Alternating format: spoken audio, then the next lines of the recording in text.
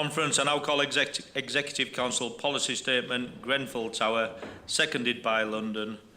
Resolution 61, CSNC, involvement in the FBU's recommendations following Grenfell to be taken all in the same debate.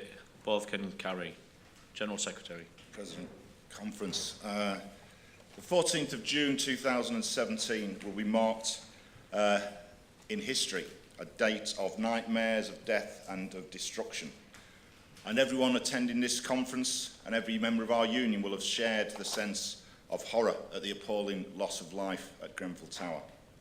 And that this happened in one of the richest boroughs in the capital city of one of the richest countries in the world is utterly shocking, a country which cannot keep people safe in their own homes. And firefighters and other public sector workers were on the front line that night and afterwards. And firefighters were sent to a fire that should never have happened. And the central question in all of this is, how can this even happen in 2018? How is it even possible that they can clad high-rise buildings in flammable cladding? And our normal procedures for dealing professionally and effectively with a fire in a tower block could not be put into action. And the truth is this, and we need to remind people of it consistently, that firefighters very deliberately and very consciously put their own lives at risk. There's now much comment in the media and elsewhere, and we've already seen some attempts to denigrate the intervention of the London Fire Brigade and of its firefighters. And I ask those doing that, but mainly I ask the community and the wider public to think of that simple truth, that firefighters deliberately and consciously put their own safety at risk in order to do whatever they could to save the lives of others. And that's what our service and that's what our profession is all about. Now, Conference, we have delegates on the London delegation, and we have observers in the hall today who were at Grenfell, and you are very welcome, and they're at the back of the hall.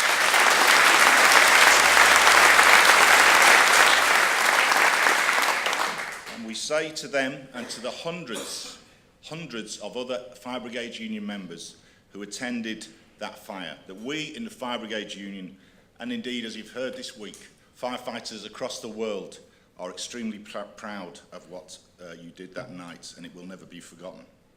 And they did that, Conference, in order to try to save the lives of others. And they did save many lives, often in truly remarkable circumstances.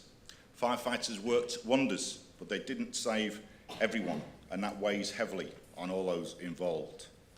And I would ask all those who rush to print at every opportunity to remember that truth and to remember the impact this horror will have had on those who turned out that night on fire engines. Now, Jeremy Corbyn mentioned the other night a speech I gave in Durham just 2 weeks after the fire.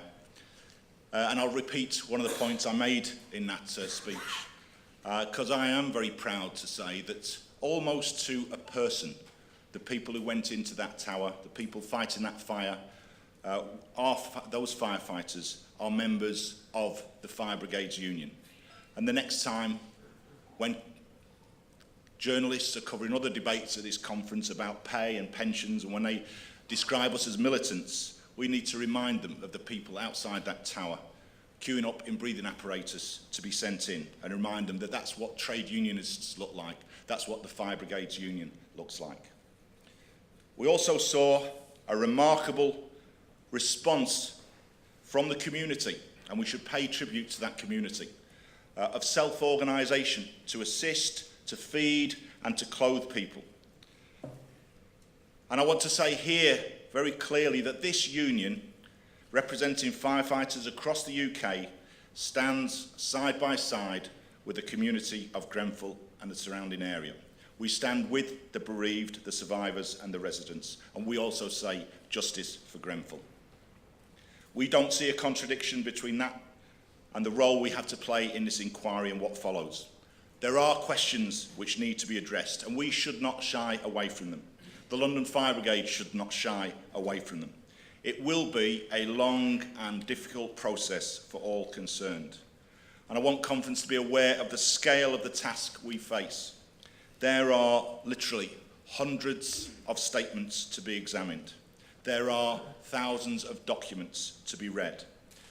And let's be clear, there are very powerful corporate interests who will seek to ensure that they do not take any blame in this process. And perhaps that if they can pass blame onto a public servant facing an impossible situation, then it will be. And I'm alarmed that the press reports have reported immediately that the London Fire Brigade is to be probed around the issue of stay put. Now, it's clear to us that the issue of stay put needs to be addressed.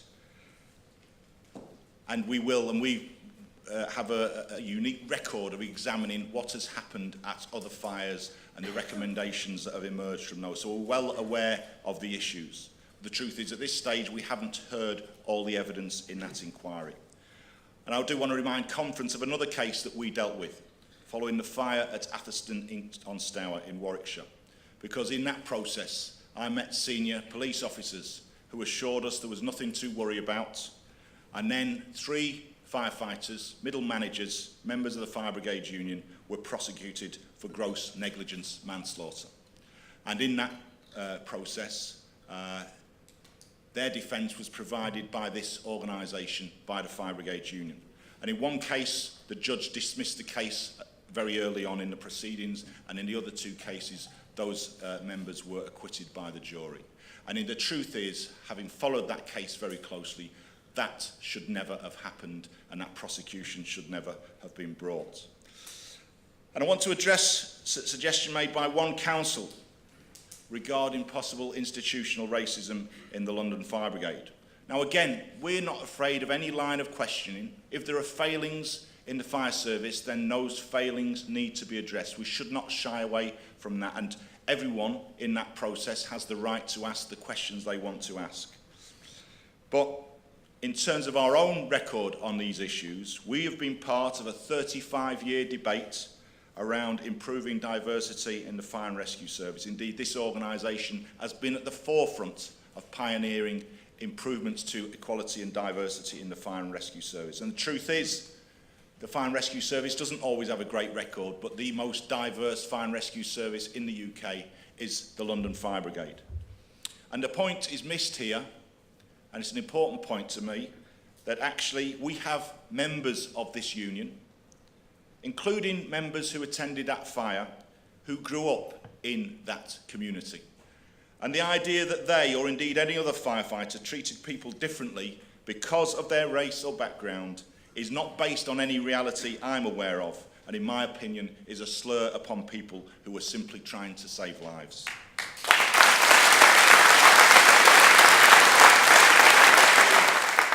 We see political points are being made. I remember very early on in this process, we were told we shouldn't politicise this. But the truth is this, that it was political decisions made by government ministers, made by local politicians, often following advice from so-called experts, which created the situation, the background to this terrible fire. And when we examine these issues carefully, we will find that the regulatory regime that has been created over 35 or 40 years has allowed this to happen. Questions need to be asked about the deregulation and privatisation of building control, about the privatisation and deregulation of fire risk assessments, about the halving of the number of fire inspecting officers, about the elimination of publicly funded fire research in the UK. How the hell is it that we don't even know what's being put on the buildings that we ask people to live in? And we're not even testing properly what happens if there is a fire in those situations. And that magically, after the fire, they did lots of tests on cladding that has been put on buildings. Why the hell wasn't that done before the fire? And when all national standards are scrapped in the fire service, and when housing is simply treated as a commodity to deliver as much profit as possible for developers, when local authority funding is cut as never before, when regeneration of our estates means that working class people are forced out of London and other cities, and when the fire service is cut on a historic scale, when all those things come together, then you have the ingredients that create the situation that leads to the devastation at Grenfell Tower. Our conference will know that the Hackett Review has been published and head office is making a detailed assessment of that final report and its recommendations. And it does contain some useful points about the failings of the system and the importance of regulation. However, Hackett completely missed the boat by failing to call for a ban on the type of flammable cladding that was applied at Grenfell Tower. So let's be clear what we call for in the Fire Brigades Union. We do support a ban on flammable cladding on buildings, but we go further. We say that in every building where that has been applied, it should be removed as quickly as possible. And that removal should be paid for either by central government or by those who are responsible for putting it on in the first place. And residents and tenants should not be asked to bear the cost of that. And the truth is that this union, some 20 years ago, warned about the application of flammable cladding. And I read this quote to a public meeting in the Grenfell community some weeks ago. And when you read it, we'll shortly be publishing a document for public consumption about the background to the fire.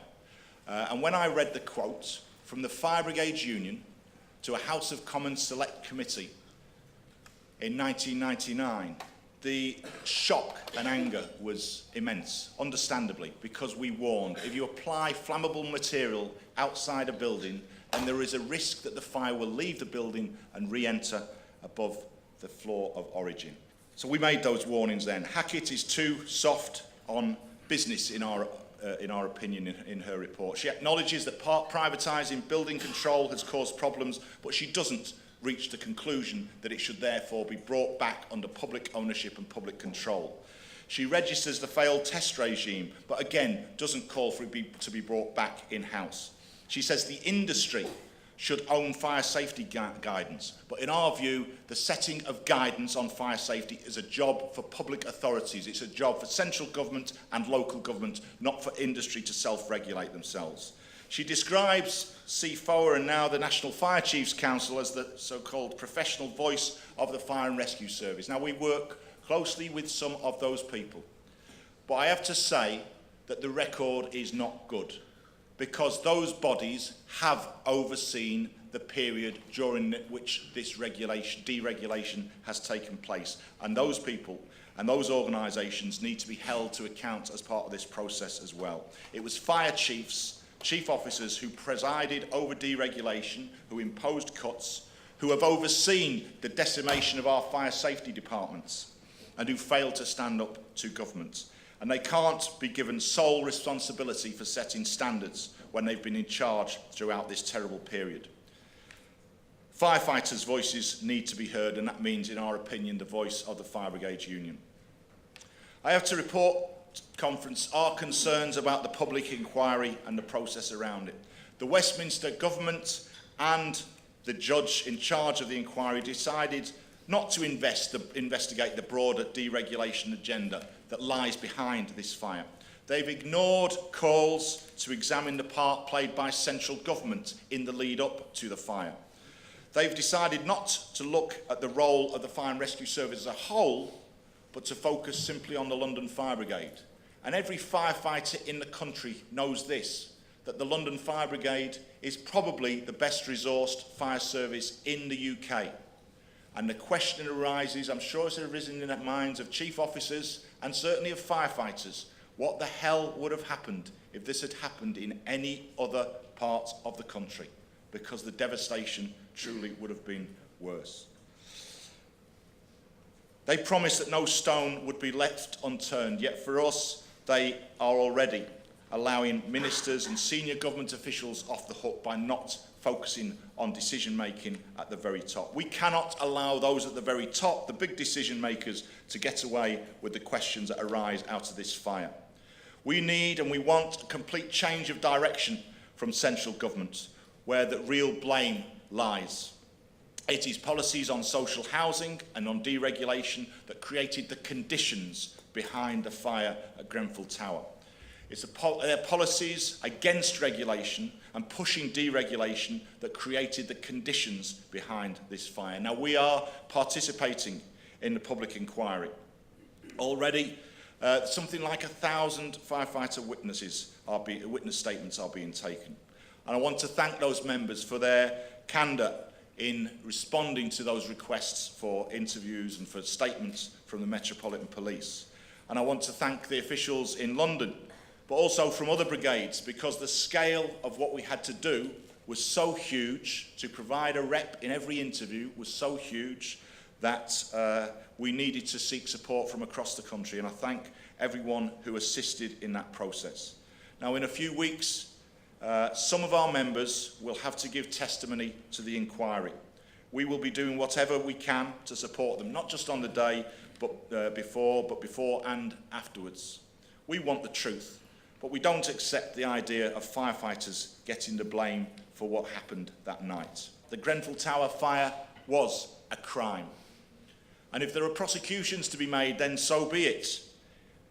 For us, it's those people at the top of government and the system they have created that should be held to account. It can't just be some subcontractor screwing a bit of cladding onto the side of a building that can be held responsible for this. It's the whole regime that allows that to happen in the first place. And that needs to be exposed, not to let, as I say, those at the very top, the decision makers, off the hook. They have created a system of neglect and, frankly, of criminal complacency about the risk of fire.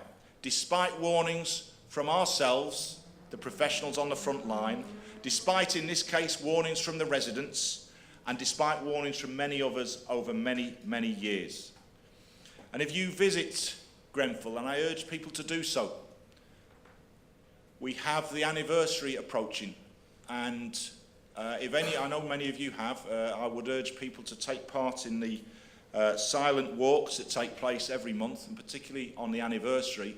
It's one of the most powerful and moving things I've ever been on. To see a whole community fall silent is truly remarkable. And I would urge people to attend that, and I would urge people to attend the national demonstration called by ourselves and Justice for Grenfell on the following Saturday. We need to send a message that firefighters stand side by side with that community. We want truth, we want answers, and we want justice. And as I say, if you go to that community, you will see, and you will feel, actually, you feel anger. And I have to say, it's entirely justified anger that exists in that community. People are crying out for answers and crying out for justice. And this union and firefighters stand with them in that. We in the FBU, and I'm sure alongside others here, will leave no stone unturned to achieve this. I move Justice for Grenfell.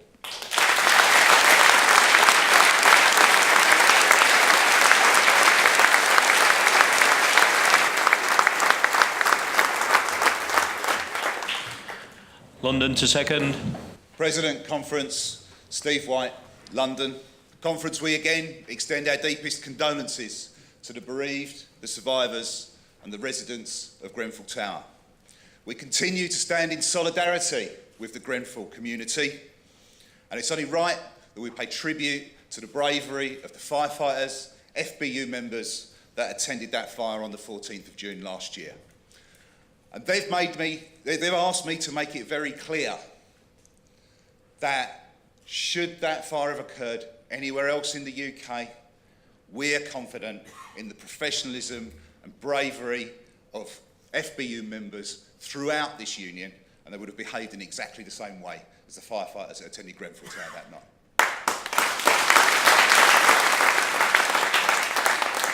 My role since then has been to lead the safety investigation in the London region.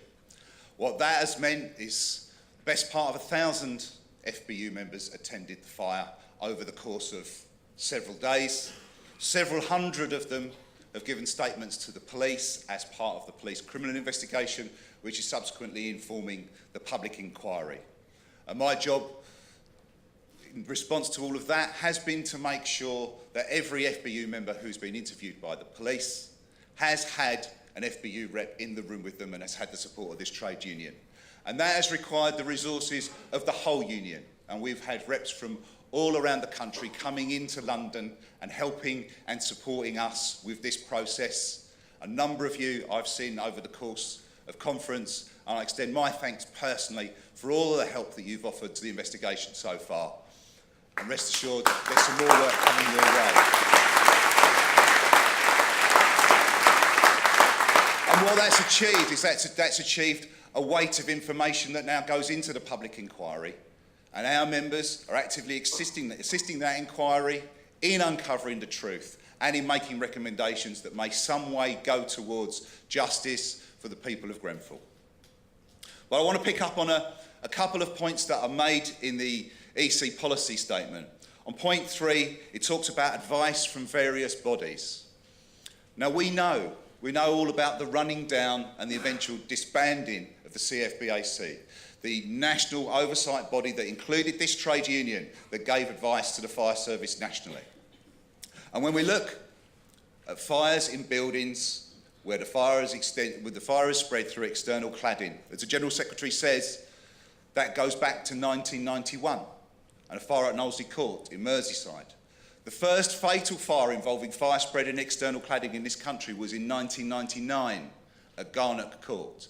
Now, obviously nothing on the scale of the fire at Grenfell Tower, but in more recent times we've seen footage of extensive fires in external cladding from Dubai, from Australia, from France, and in the absence of the kind of oversight that this union was able to provide to the CFBAC, national guidance in cladding, on high-rise residential buildings is completely silent. It's no wonder that our members were in an impossible situation that night. On point 1, a turning point. Yes, this absolutely needs to be a turning point for the fire service, but it also needs to be a returning point, a return to the national standards fire cover. In response to the fire at Grenfell Tower, the London Fire Brigade increased the predetermined attendance to all fires in high-rise residential buildings, to 5 pumping appliances and an aerial appliance. That's the outcome of a risk assessment. They've weighed up the risks, and their control measure is to send that many fire appliances, that many firefighters initially to that incident. How can you conduct that risk assessment elsewhere in the UK and not come up with the same control measures? I'll put it to you, conference, that is an assessment based on budget, not an assessment based on risk. And we really need to focus on a return to the fact that our lives are the same in our homes, wherever in the country we live.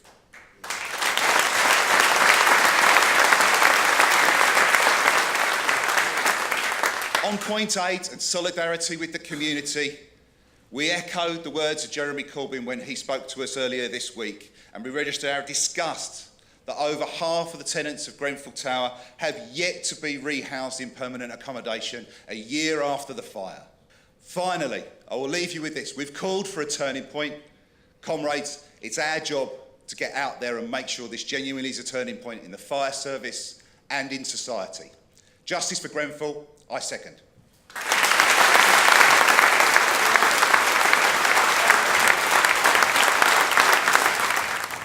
Conference, I now call Resolution 61, CSNC involvement in FBU's recommendations following Grenfell, moved by the CSNC section. Executive Council support. Sherry Kitson, CSNC. President, Conference. This is on Resolution 61, CSNC involvement in FBU recommendations following Grenfell.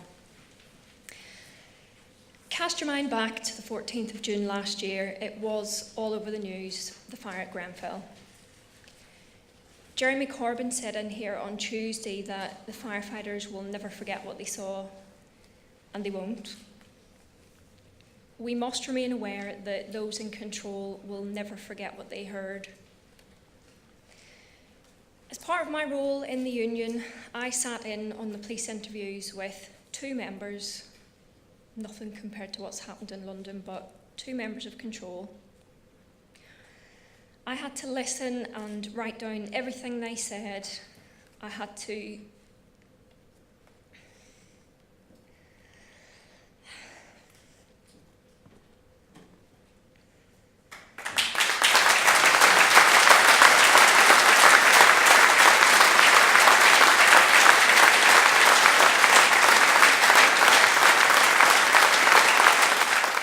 sit there Thank you.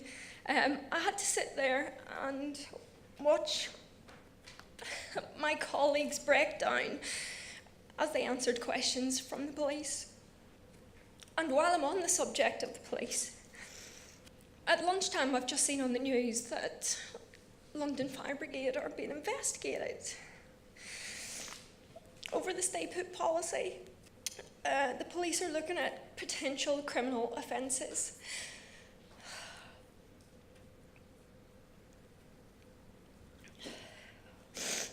The majority of members in the union are firefighters.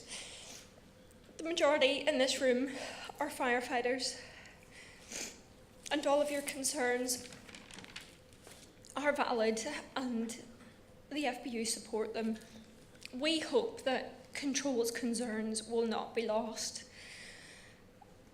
We don't want Fire Control's use of the stay put policy to be used as a scapegoat by the government as an excuse for their poor practices. Has anybody got a tissue?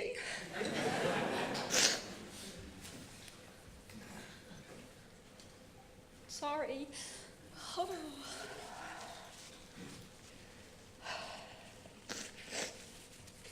Thank you.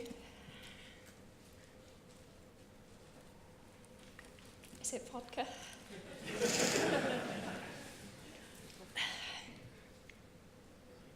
Comrades, I will never know what it's like to run into a burning building. I work in Control, and as Kate said earlier, the jobs are very different. Equally, the majority of you in this room will never know what it's like to take a fire call. In particular, a person's reported call where you have to provide fire survival guidance. I listened to some of those calls from Grenfell, and in my 9 years of service, I have never heard anything worse. Lessons will be learned, and we must ensure that the concerns and thoughts of our Control members are taken into account to ensure that in future we have fully robust practices and systems to be able to cope with such incidents. Please support I Move.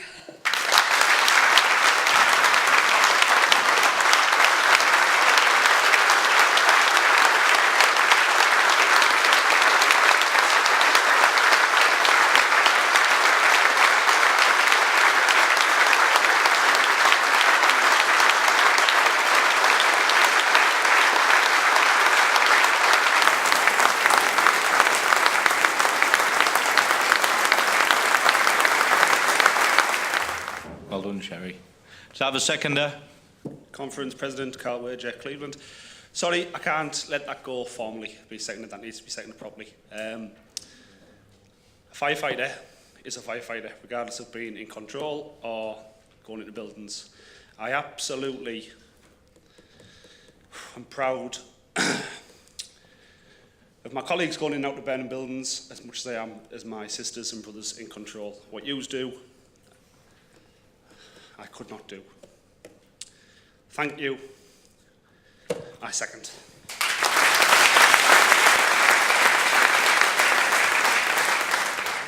That's now open for debate.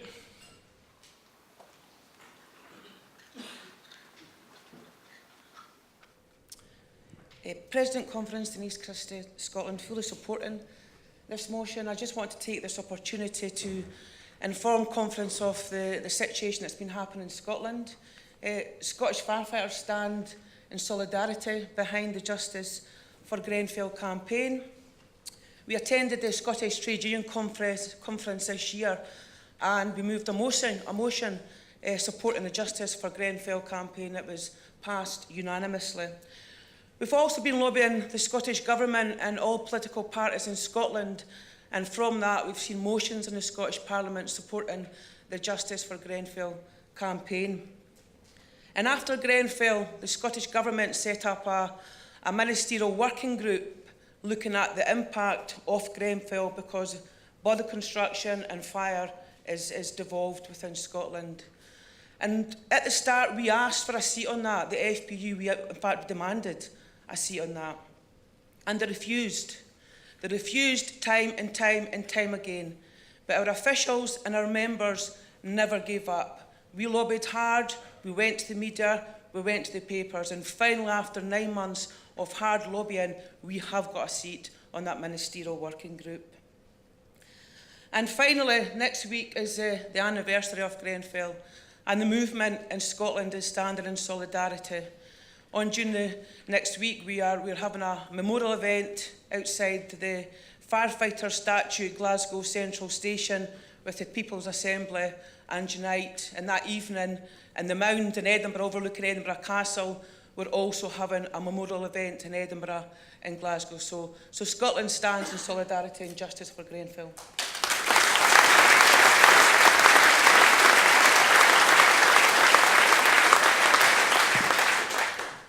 President, Conference, Dave Roberts, Devon and Somerset, supporting the EC policy statement on the Grenfell Tower fire. Dame Judith Hackett, a name that is now synonymous with the Grenfell scandal. Her report, looking at deregulation's darkest hour, the 2004 Housing Act, opened with a personal view. This included terms like ignorance, indifference, lack of clarity, and inadequate regulatory and enforcement tools. Looking at my Region 10 colleagues, whom I hold in the highest regards for their selfless actions when they were called to arms on that fateful night, I'm sure they would give a more expansive, if somewhat blunt view on that shameful tragedy with regards to causal factors. I'd like to pick up on Haggett's last point, inadequate regulatory and enforcement tools. In simple terms, a light touch and self-regulation. Surely the deregulated Fire Safety Order 2005 that we all use now shares this trait, but it hasn't been found out as of yet. While we may furnish the protection managers and auditors with pleasing numbers of inspections, this light touch approach has no substance and as yet no way of proving its effectiveness. How long before we pay the price of deregulation again? A key point of any IRMP is to identify all known and any foreseeable risks. The Housing Act 2004 has shown itself to be a known risk with regards to HMOs. Another watered down, limp excuse for regulation, therefore surely a foreseeable risk. We are regarded as the fire protection experts, but have had the necessary tools taken away from us. It is time for chief fire officers across the UK to stop worrying about their follower numbers on Twitter and to focus more on overturning deregulation to ensure the safety of firefighters and the public. We demand a more proactive approach with appropriate funding to cover inspection, audit, and enforcement for us now and the safety of generations to come. Conference, please support.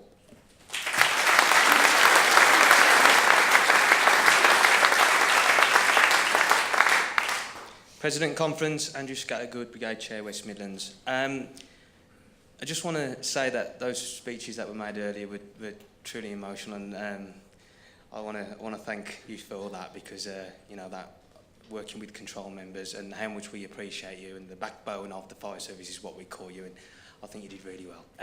Just wanted to add a little bit to this debate and some of what happened in the aftermath of the Grenfell, because this has massive implications across the country. We all know that. In the weeks after Grenfell, we had a high-rise incident in Birmingham where we nearly lost 3 firefighters in that incident. It was so close, I can't even begin to tell you how close we were to losing at least 1 firefighter and potentially all 3.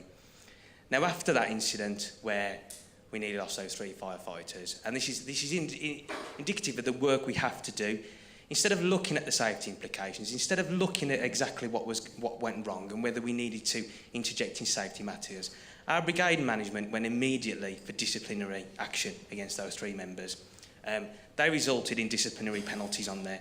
It took a month before they started the health and safety investigation as to what went wrong in that incident. Now, we went to our brigade management after Grenfell and after London did their risk assessment, you know, to say that it wasn't adequate. Our brigade management refused to even look at that. and they said that their risk assessment was sound, and there was no need to review that, even though the pictures that we had seen the sort of weeks before. So conference, we have a lot of work to do, and I just wanted to come up there and just say, you know, highlight some of the work we will have to do, and this will be ongoing, you know, for many years. And the West Midlands stand fully behind both these resolutions. Justice for Grenfell. Thank you.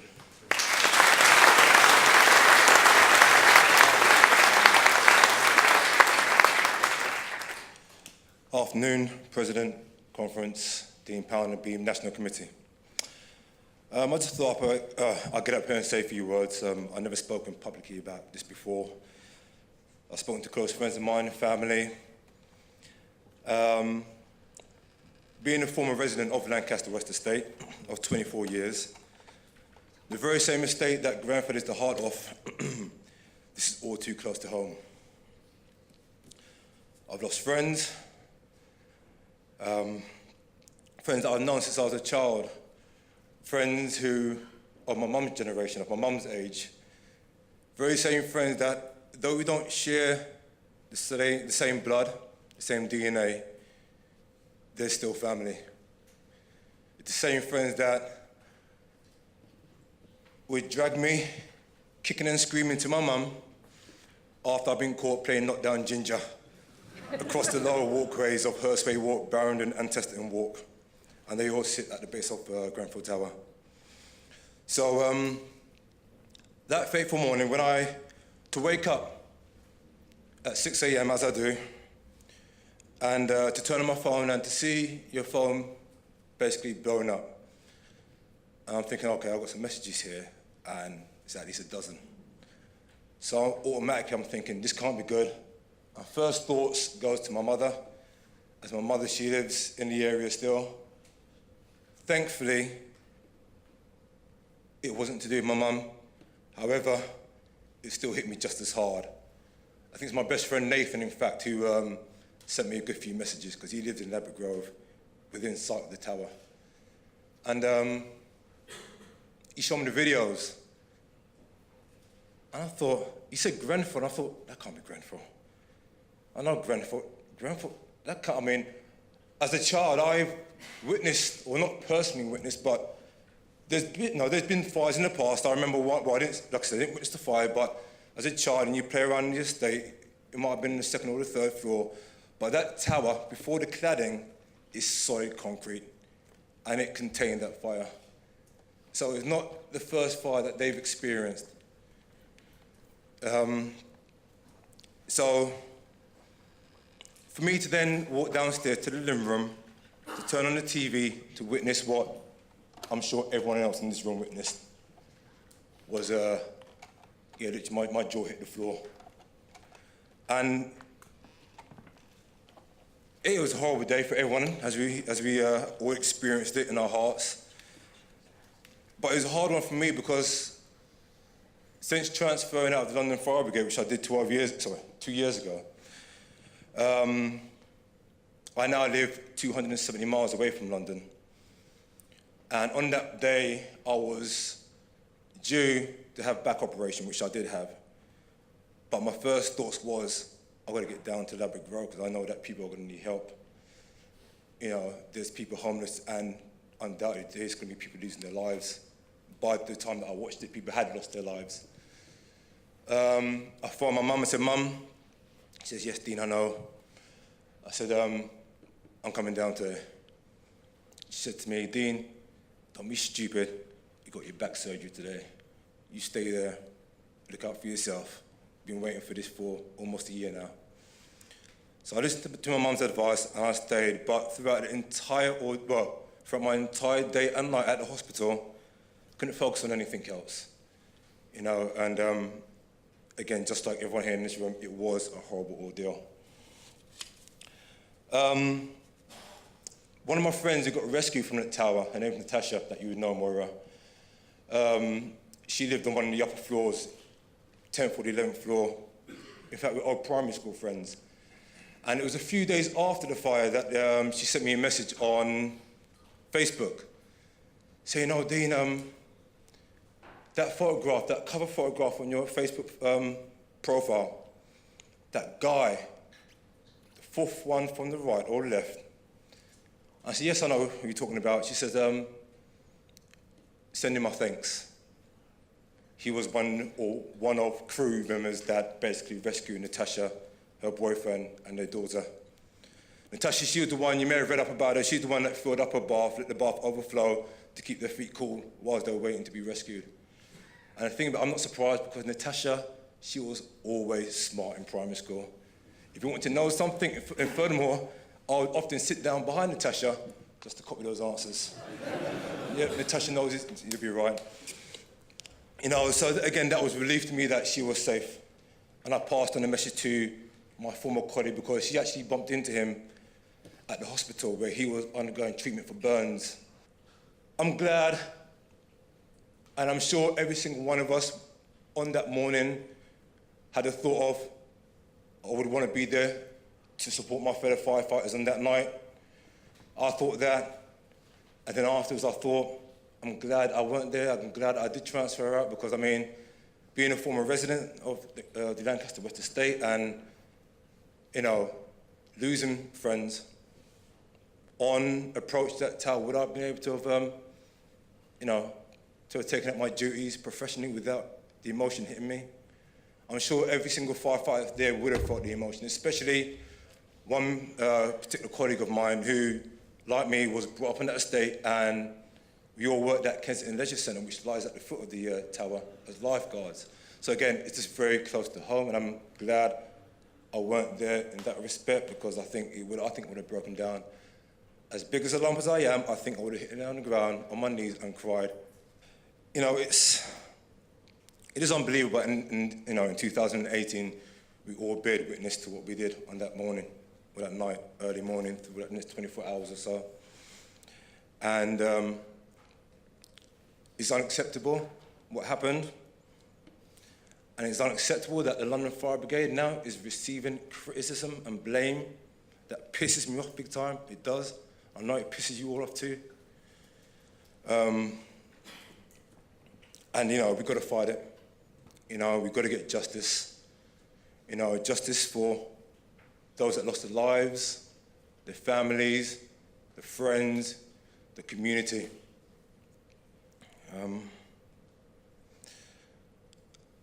Yeah, I'm proud that Moira has, you know, been a vocal part of this fight. And much respect to you, Moira. And I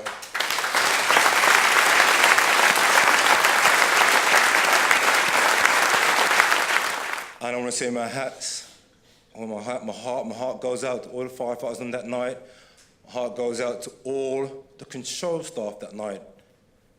You know, what they would have heard down the other end of the line would have been too much to deal with, and they obviously did professionally. So my heart goes out to the control staff too. My heart also goes out to every single resident of all the neighbouring flats and homes that surrounded Grenfell, that came out the days, the weeks, the months after, that aided support for all those that lost everything. They are all heroes in my eyes. I just want to say, justice for Grenfell, let's keep the fight strong, and I support. Thank you.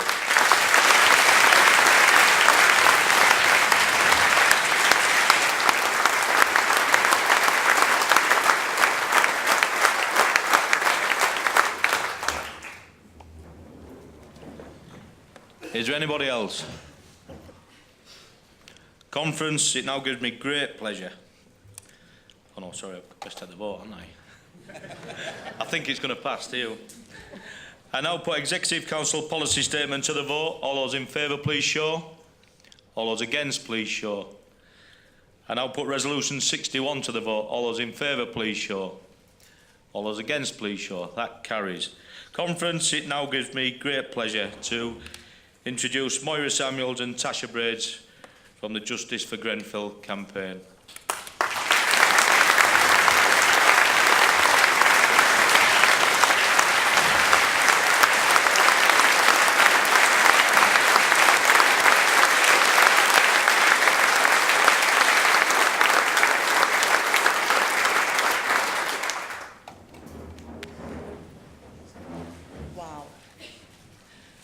very much for that warm welcome. I'm honoured, humbled, privileged to be here today, because without your fantastic support, both Tasha and I will not be able to continue the work that we've been able to do for the campaign. It's a year on, and I just want to talk a little bit about how we're feeling as a community and how we are feeling as a campaign. A year on, and the community are holding on to our emotions, because our screens have been flooded with images of that night. And I think a lot of us are kind of holding down some of the pain and trauma we experienced a year ago. We are also quite battle-hardened. You know, this has been a tough year, and we've had to fight for everything that we've achieved so far. But that is actually, that battle weariness and that battle hardness actually is surrounded by enormous core of steely anger. This community will get justice for Grenfell, and that's anger is driving us along. At the same time, our community has actually come together we've always been quite a close community, but we've come together in quite wonderful and unexpected ways. We are much more loving, we are much more caring, we look out for each other, we come together in unity over projects. When we see each other, we hug each other, we say, how are you? You know, and we have a vision now in our community about how you can actually live together in harmony, where we look out for each other. The public inquiry has begun, and you can see the blame game already starting. Days after the fire, well, maybe a week after the fire, the community started reflecting on what happened at Grenfell. And I'll tell you people, this is something we've said again and again. It's not just me, but lots of members of our community have said exactly the same thing. Why did Grenfell happen? Grenfell happened, A, because of austerity. Grenfell happened because of cuts. Cuts to the fire service being one of them. Grenfell happened because there's been a consistent emphasis over the last decades that public is bad and private is good, and that there's been a drain of resources from the public services and sector into the private sector. Grenfell happened because we had a council, they're still there, who treated people in social housing with what's now become known as institutional indifference. They treated us with disdain. So that was what we've been saying and what we continue to say. In addition to that, it took a few weeks for us to stop and think, is there any other factor that may have led to Grenfell? We all knew about the cladding after it was revealed. So of course the cladding is hugely implicated, and I don't think I need to sort of speak about the cladding. I think everybody's talked about it. We are absolutely baffled as to why. I was at the inquiry on Monday, and I was really shocked at how much combustible materials there were, both in the flat, internally and externally. And I'm sorry to say, and you guys probably know folk know better than I do, but I think Grenfell was just a death trap. How could you put that level of combustible material in somebody's home? I'm baffled. I'm really, really baffled. So going back to the weeks that followed the fire, we recognized that actually what happened at Grenfell was an attack on our class. It was an attack on working class communities, in particular communities in social housing. Because we had already, as a community, been fighting the local council about social cleansing, closing down of resources, our library, the college, the nurseries. We had been fighting all of those campaigns already. So we were quite aware of the fact that Grenfell was in some way the final straw, especially given that actually Ed Darfin and the Grenfell Action Group had warned about the risks within Grenfell. We then sat back and thought, well, hang on, there's something else. Racism. Racism has played a role. Now, I know it's allegedly the firefighters who actually were racist, but I tell you what we thought. We thought, hang on a second. How has racism played a role? Racism played a role because previous to Grenfell, we had what I consider one of the most racist Home Secretaries, now Prime Minister.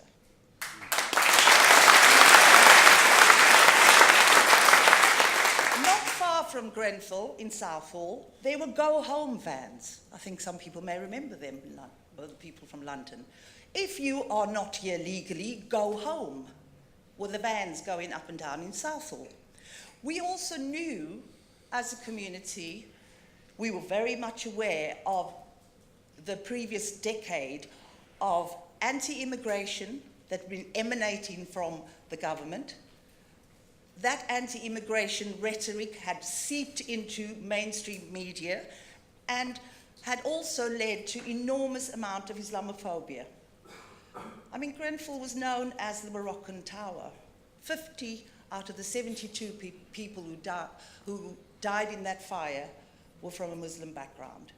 So they were impacted, and their concerns were probably ignored because of their backgrounds, because of the rhetoric that had seeped in to local authority, to the TMO. We also know that Theresa May stood by and was quite happy to let refugees drown at sea, and spend money on building a fence just to create a hostile environment for refugees and migrants. And if we have any doubt where the racism was coming from, look at Windrush. You know, our North Kensington actually is the home of some of the original Windrush communities. You know, we are the home of the Notting Hill Carnival. So we know the racist environment that actually the Grenfell community and people, residents in the tower, actually faced. So that's, as far as we're concerned, where the racism comes from. The tenants' management organisation, the local authority, and the government. Justice for Grenfell have 4 general key demands. Our demands are for truth. Our demands are for accountability. Our demands are for change. Because without change, we're not going to have any justice. I think we owe it to the bereaved families, we owe it to the community, the survivors and the community of Grenfell, that inquiry, actually, the truth is told. How much confidence we have as to whether that's going to happen, I think, as they say, the jury's still out. But we demand the truth. We also demand that those people who made those decisions, and, you know, again, I think everybody's talked about it, corporate companies, the TMO, the local authority, that those people are prosecuted. I'm sorry, for us as a community, without any prosecutions, we will not have justice.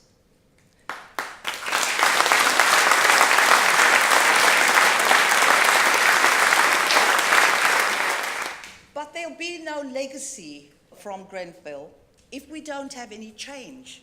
And that's what really important, what the campaign is fighting for. We need a change. We need a change in attitudes to social housing. Social housing is not there just for the undeserving poor. Some of us, like myself, choose to live that way.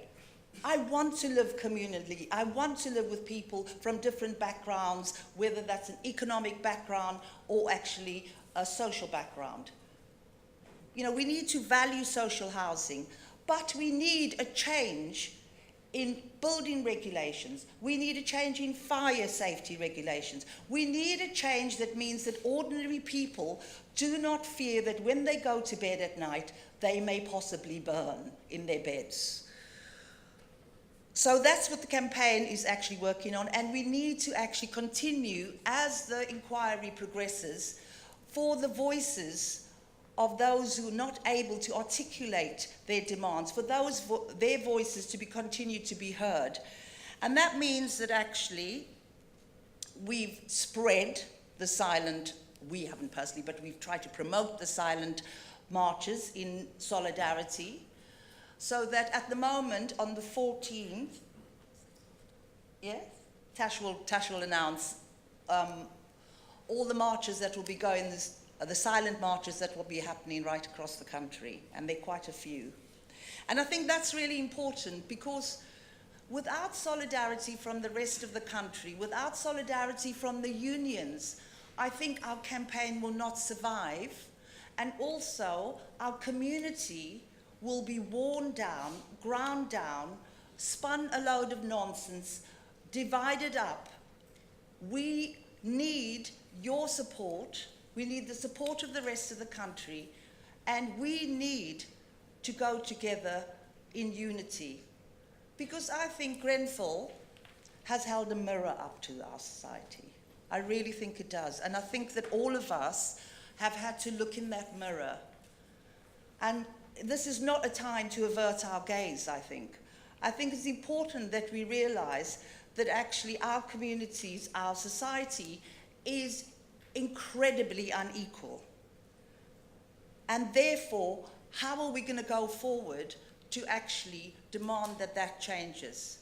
And those kind of changes, I think, that we go in unity, both with unions and actually communities, we go together in unity. If we demand that, we can have a more just and a more equal society in the future. So justice for Grenfell.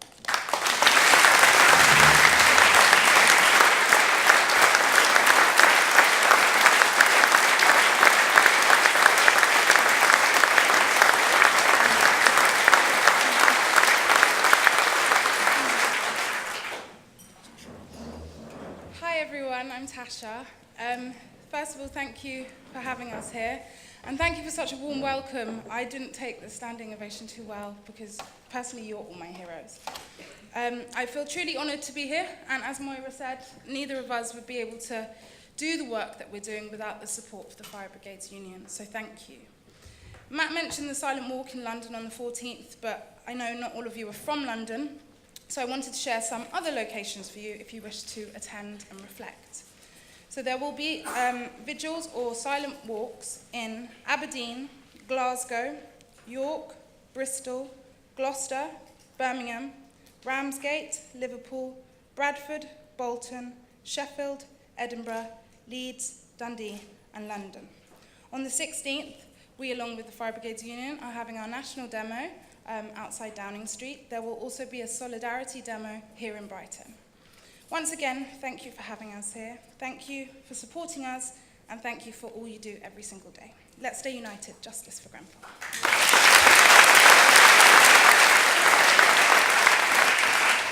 Thanks, Moira and Tasha, and we will circulate those amongst all of our officials. Conference, we now move on to the next segment. If John could come down, make his way down. Conference, it is my great pleasure to welcome John MacDonald. As we all know, John is a great friend of this union, and he's spoken at our conference many times. I think too many times, before you care to remember, I think. John has been Labour MP for Hayes and Harlington since 1997, and he's been central to the FBU's parliamentary group since it was formed more than a decade ago. John has stood by this union through thick and thin, through the good times and the bad, and at a time when politicians were evading our picket lines, John and Jeremy Corbyn stood alongside us in solidarity. I'm proud to say that John is currently a central leader of the Labour Party and the Shadow Chancellor of the Exchequer. I hope, and I'm sure we all hope, that there will be a Labour government very, very soon, and that John will be that Chancellor in that government. Conference, John MacDonald.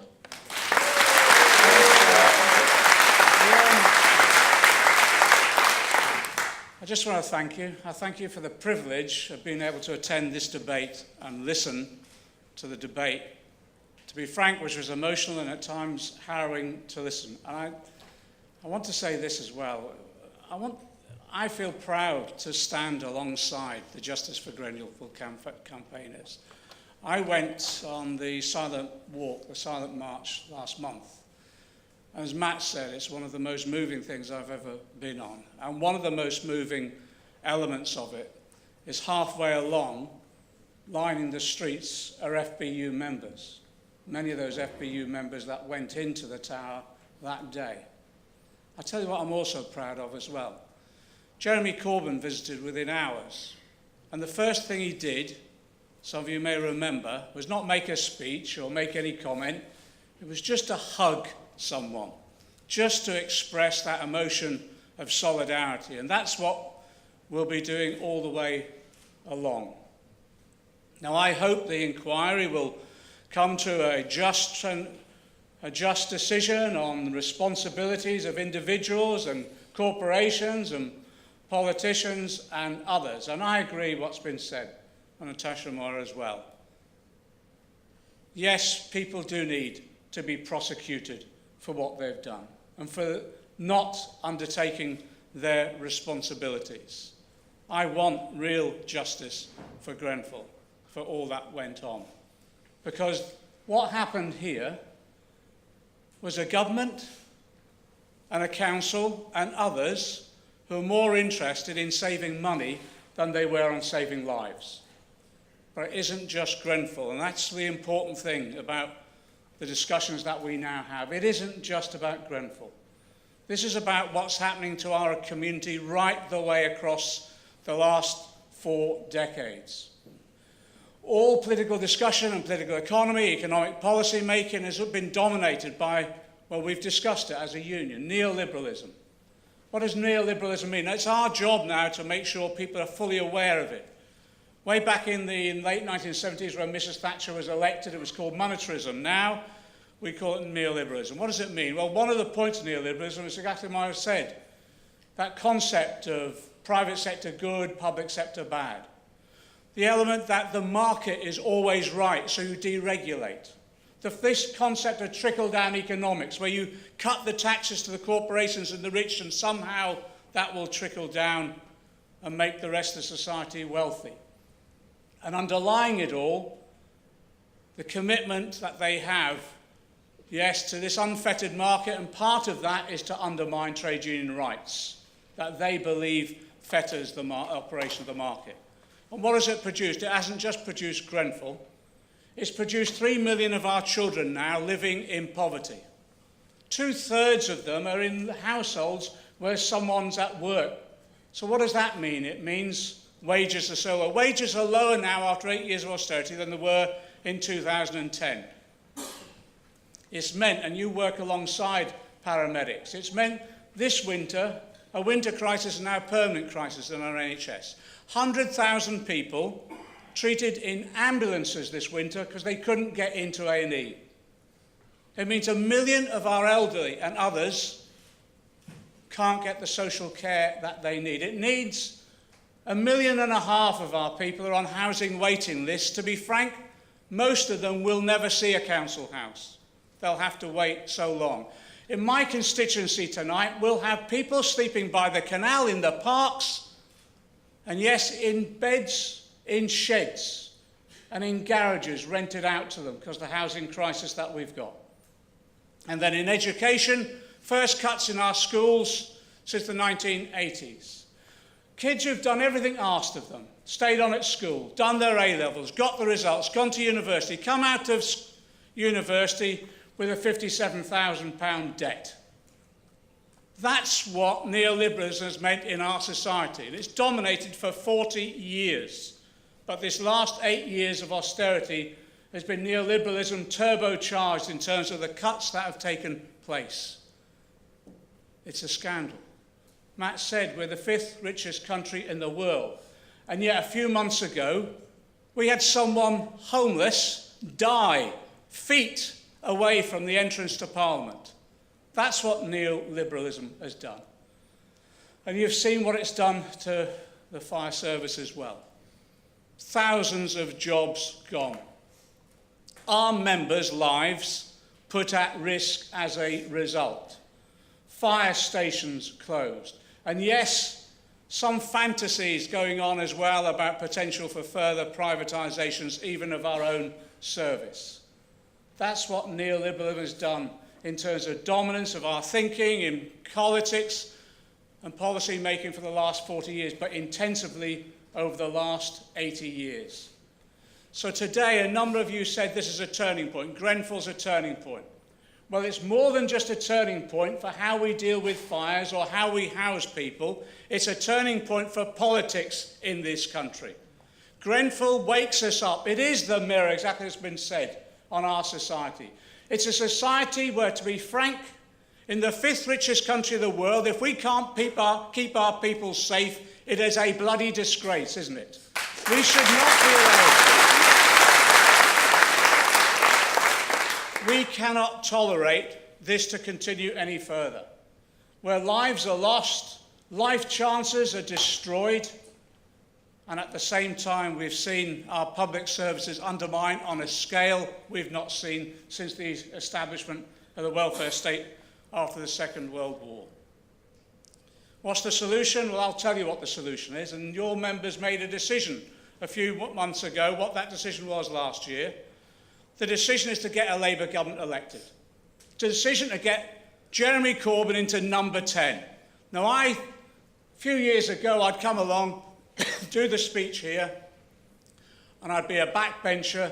And to be honest, Matt knows I had a heart attack a few years ago, and I thought, well, I'll drift into quiet retirement, sit at the back of the hall, grumbling that no one ever listened to me. That's why it's all gone wrong. And then Jeremy Corbyn decides he wants to run for leader. In fact, he didn't want to run for leader. We told him he had to run for leader. Now there's an opportunity that we have a socialist going into number 10. And if he appoints the right person, a socialist going into number 11. Job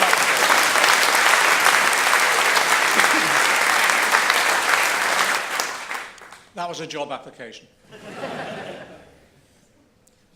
We now have we just stand on the edge of being able to put an end to all that neoliberal dominance that we've had for 40 years and transforming our society. I tell you, this is a way in which, in some of us, this is a dream becoming a reality. Socialist in number 10. Bringing forward a socialist programme to transform our society. And I'll tell you what it means, what that will be. It means this. Mention has been made about inequality.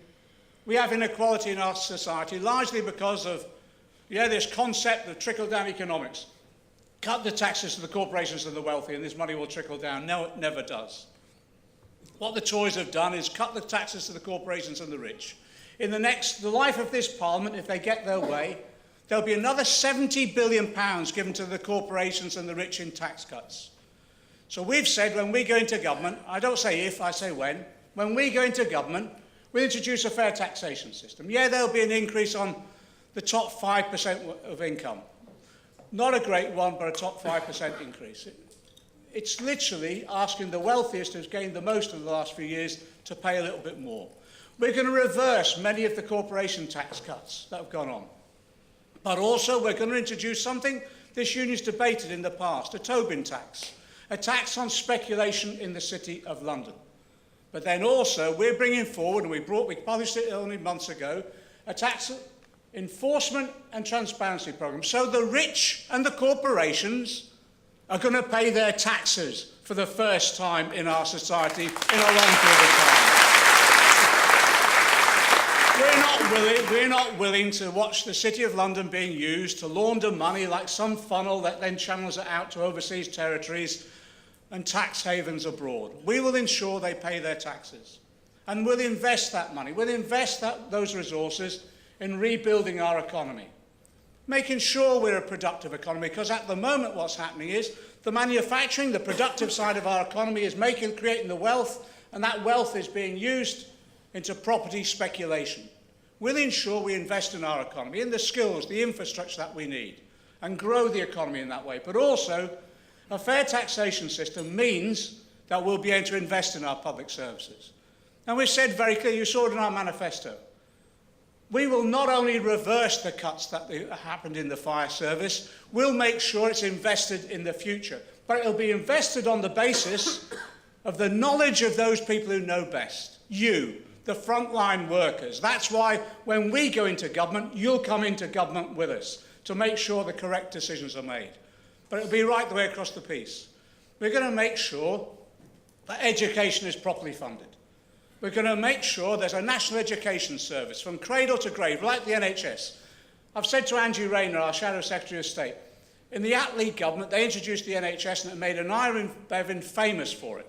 I said, you're going to be the Anira Bevan of our government. You're going to introduce a national education service where education is free childcare, free from cradle to grave. And that means when those youngsters go off to training or education, higher education, go to university, go to college, they will be not burdened by debt because we're going to scrap tuition fees. For us, education is a gift from one generation to another. It is not a commodity to be bought and sold. We'll ensure as well that when people need a roof over their heads, they will get it, but it'll be a decent one. So we've said we'll build 1 million new homes. And do you know something? Half of them I will be proud to call council homes once again. Because we believe in ourselves. And in the NHS, let's make it absolutely clear. It isn't just about funding. When we do the meetings around the country, we've been meeting nurses and doctors and ancillary workers. And it's interesting, you know, the commitment that they've shown, like you, to their service. The first thing they say to us, yes, we need the resources put in. Yes, we need decent pay. We need respect. But you know, there's no use putting the money in if it goes out the back door into the pockets of Branson and all the other privatisers. So we've made this absolutely clear. In our public services, whether it's the fire service, the NHS, education or anywhere else, there will be no privatisation. And we will bring services back in-house. We will end the PFIs and we'll bring them back. Why? Because they're rip-offs. They always were rip-offs to exploit not just the workers themselves, but also to exploit the taxpayers too. We believe that in that way we can actually restore the fabric of society that's been undermined by 40 years of neoliberalism and also the last 8 years of austerity. But you know, we have to tackle poverty. And what I said about inequality in our society, you know, if you're a chair or a director of a FTSE 100 company, you're earning now 160 times the average worker in that company itself. That can't be right. And the reason that's happening is because for decades now, and I regret too, unfortunately under a Labour government too, we've allowed trade union rights in this country to be undermined. So we're not asking for the earth. We just want a government that will abide by the law. The International Labour Organization conventions about what trade union rights should be. The right to organise, the right to withdraw your labour, the right to representation. So we've said we'll set up a Department of Employment that will be responsible. First of all, the first act, in the 100 days of a Labour government, we will scrap the Trade Union Act that the Tories introduced to undermine trade. We'll ensure that John Smith's promise, our Labour leader in the 1990s that tragically died, John Smith's promise that when people start work from day one, they will have employment and trade union rights. That's what we'll ensure happens. We'll ensure the right of representation. We'll ensure the right of trade union access to sites. In addition to that, we'll restore collective bargaining, national and sectoral, so that people can be properly represented and effectively represented as well. Let me just, as an aside, I hear there's a problem in the West Midlands. Let me make this absolutely clear. It is not the role of any council, especially Labour councils, to be tearing up people's contracts. We believe if we can have a fair taxation system, we invest in growing the economy, we invest in our public services, we ensure that people have rights, that we democratise our economy. And part of that democracy is about making sure that we have control over certain basics that we need in life. So that's why we've said we will bring back into public ownership and control water, energy, rail, Royal Mail. We're not going to be ripped off by the privatisers anymore. We want an economy that is managed on behalf of the many, not the few. And if we can bring all those things together, including the restoration of trade union rights, we'll be able to create a society, and we'll describe it in these terms: radically more fairer, radically more equal, radically more democratic. Yes, a prosperous economy, but that prosperity based upon an economy that's economically and environmentally sustainable, but where that prosperity is shared by everyone. What do you call that? I call it a word that wasn't used in the Labour Party for a period. I call it socialism. And that's the society that we want to create. Now, I'm proud that this union re-affiliated to the Labour Party, because it was a fundamental, gain for Jeremy and myself. Because it demonstrated, just as we've maintained solidarity with yourselves, you gave us solidarity too. But more importantly, you gave us your commitment and, your experience, and also your ability to demonstrate that we can actually transform people's lives. Now, I don't know when this general election is going to come. What we have at the moment is a Conservative Party under Theresa May that's in office, not in government. In Parliament at the moment, to be frank, apart from the Brexit legislation, we're on one-line or two-line whips, and the only votes that come are when we force them on our own backbench business, our own debates that we have. And it's because Theresa May, as I said, we don't know who's in charge of government from not just one day to the next, 1 hour to the next. There's rows within Cabinet from different coalitions. If you go into Parliament, in every darkened corner, there's a group of Tory MPs plotting on their backbenchers. You can't convince them on a whole range of policies they want to bring forward. And then above all else, the DUP has a veto on every policy that comes forward. I don't think that's sustainable. I think they're going to implode, but I'm not sure when. At the moment, we're gearing up for the potential for an election in the autumn. But whenever it comes, we'll be ready. What we're doing now is we're taking the old manifesto from 2017, we're radicalising it, and you'll be part of that debate and discussion of how we do that, taking those individual policies, working them up into implementation manuals, and then even drafting the legislation. I want to be in a position by, the end of the recess, end of July, where we have our own draft Queen's speech. We've already got our alternative budget prepared, so if the election comes, we go into it, and then we come out of that and hit the deck running in government. That's where we're at, and that's the seriousness of it. And it does mean, yes, we come to terms with implementation of the referendum decision with regard to the EU, respect it, but get the best deal we can in terms of protecting the economy and jobs. Now, for me, despite the enormity of that challenge, actually it's the most exciting thing I think that most of us have faced over the last generation. For the first time, we now have hope. Hope of change, but transformative change that can transform all our lives, the services that you work in, that you provide, the communities that we live in, society overall. That's the hope that we bring. As I say, you'll be with us all the way along, just as we've been with you all the way through, as the President said, even in some of the darkest times as well. We value your solidarity. You'll be coming into government with us. And I always say it, I've said it time and time again at these conferences, what do you need? Well, you need absolute determination. This is going to happen, and it is going to happen. It's not if, it's when. You need courage sometimes, you've shown it, not just in your service, but also you've shown it in disputes as well. When you stand up sometimes, no matter what the media throw against you, and you're swimming against the stream, you have to, you know it's right, so you stand up courageously on principle. But above all else, I say it again, it's the most important things, the thing this union's displayed time and time again, we put it on our banners, unity is strength, injury to one is an injury to all. It's that quality of solidarity that will see us through. Solidarity.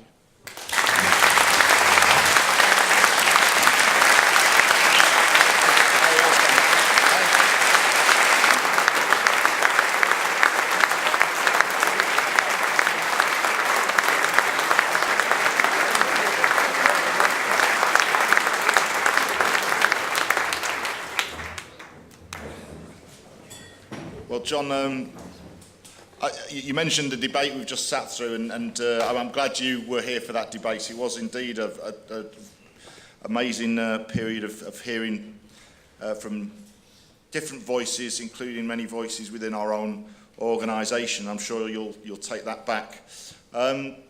Just on, you mentioned the Jeremy Corbyn Labour leadership and the Labour Party under Jeremy Corbyn, and on when Jeremy visited the Grenfell Tower fire, I was there, and myself and Gareth there. And I think we were been talking to the London Fire Brigade Commissioner, and I think she was a bit worried because Theresa May was just about to arrive, and she thought maybe we were going to cause some trouble or something. We said, no, we're just on this wall, and we sat on this wall. And to her credit, actually, the first thing she did was introduce Theresa May to us and said, oh, these are the Fire Brigades Union. They've been brilliant the past 2 days. And the Prime Minister was a bit taken aback. But the thing that struck me about it was the contrast between a very highly stage-managed visit of someone in the Prime Minister's office and what happened a couple of hours later when Jeremy Corbyn turned up. And it had an impact on FBU members, but it had an impact even on senior officers who were not members of this union. The warmth that you've talked about was tangible almost. This attitude, and members of ours coming up and asking if we could get photographs with Jeremy and stuff. And that was just within the cordon of the firefighting operations. Obviously, the same was much bigger outside in the community, and I think that's the hope that we want to see. And we're very pleased that we've had a long relationship, a comradeship and solidarity with both yourself and Jeremy, as Ian said, through good times and bad. So that you know that we stand shoulder to shoulder with you against challenges that you've already faced and no doubt will face in the future. This union will stand very firmly alongside you. So it's been great to have you here. I've thought of a new phrase this time. It's our centenary year, and John's house is probably cluttered with tat that we've given him over the years. This year, this one was designed by, it was Tam McFarlane's idea, and